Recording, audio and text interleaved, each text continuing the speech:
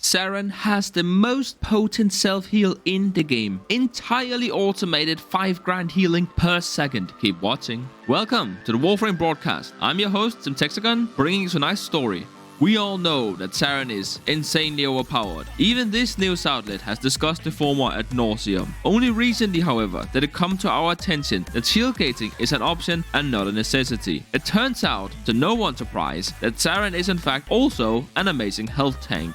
Now, you might be thinking that is impossible, since Saryn literally has nothing in her kit supporting this playstyle. That's what we thought until suddenly we remembered that Spores is not a DOT effect that deals damage over time. There are 2 ways of health tanking. 1, having tons of health and armor or direct damage reduction and some healing. Or 2, have enough health to not die to a single hit while healing a metric ton every 0.5 seconds. Introducing Gloom from the helmet system. Every time Spores deals damage, you are healed to the point of restoring your health to 100% every 0.5 seconds. Saryn wants to build for strains and range already, which happens to be very important on Gloom as well. But why does this work in the first place?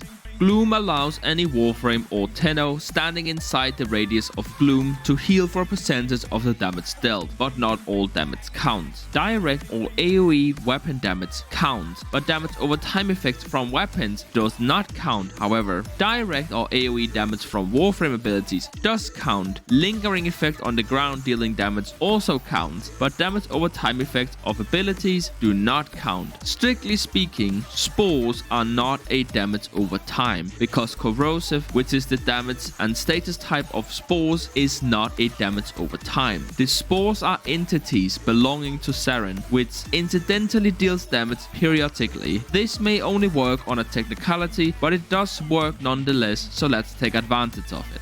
Before we do so, we want you to take a look at this graph we found. Just take a good long look, and then consider joining the exclusive club of the aspiring Tenno. I do believe that it is time for a gameplay demonstration. Our field reporter has traveled to Sedna and kindly knocked on and down the door of the Grenier factory, who has kindly agreed to help. Take it away. Alright, it is time for a gameplay demonstration. Hello there, aspiring Tennos. It's been a while. Hey, how are you doing? Okay, anyways, so into the build. So we want to go ahead and activate Gloom as soon as possible, and then we just want to start killing. We also pretty much want to activate our Spores right away. And because I'm using an incarnate weapon, which is not really the focus of this build, we need to activate that as well, and then we can start dealing some actual damage. There we go. Quite a bit better. But then again, we will also need to use Saryn's third ability, which is also, in fact, very nice. It has great synergy with this build. As Gloom slows the enemies, it is quite a bit easier to reach them. Corrosive will take care of the armor, and if we need a bit more damage to their health, we'll just ult and then everything just absolutely dies.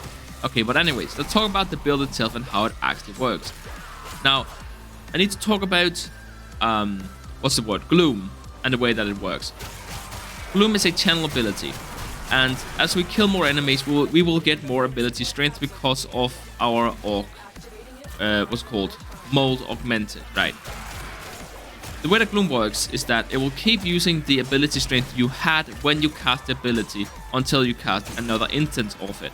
What this means is that in order to get our 95%, it's gonna be 94% slow, you will actually have to recast the ability once you hit that 250 enemies, which we're kind of approaching already, which is rather good.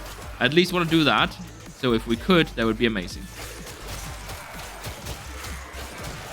There we go. Now we will cancel Gloom and we will cast it again. And what you will see now, that the enemies are actually almost stunned. Like they're basically not moving while inside of Gloom. I also have to mention that we couldn't quite make the free Archon shards, the free Crimson Archon shards happen. And we couldn't make the Asura shards happen either. So right now, unfortunately, we're actually missing 13 ability strength, which means that we're missing almost 5% slow, which actually means that the enemies will still be moving twice as fast as they otherwise would be. So that's kind of important. You might want to keep that in mind. If you want to, you can also use some kind of stat stick, of course. We are obviously running what's it called, condition overload here on our weapon, because the more status effect on the target, the more damage you're going to deal. And Saryn spreads a lot of status effect around all the time basically, which is just more damage, which is obviously just so nice. And here it is. The screen is starting to blink, which means we will have an Acolyte spawn in a couple of seconds. Let's see what we can do to this Acolyte, shall we? Also, by the way, Acolytes will be slowed by Gloom, which makes them rather easy to deal with. There we go. Anyways, back to the studio.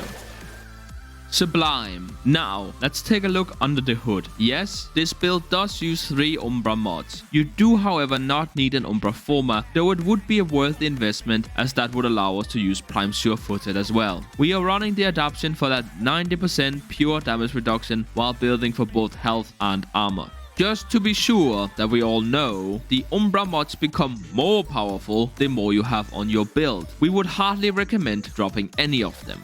Other than that, we aim for a shockingly balanced selection of primary stats. With that said, we still have to hit that 270% ability strength to achieve that 95% slow from Gloom, which is why we have Mold augmented here. We also need 3 Crimson Shards to reach that 94% slow, or 4 shards to hit that 95%, but we would advise going for 300 armor and 30 ability strength through the Archon Shard system. This build is even more potent in the hands of the Tenno of the Yunaro Focus School, making use of Poise, Vengeance, Stone Skin, and Caustic Strike. But that's everything from us here in the studio. Tune in next time.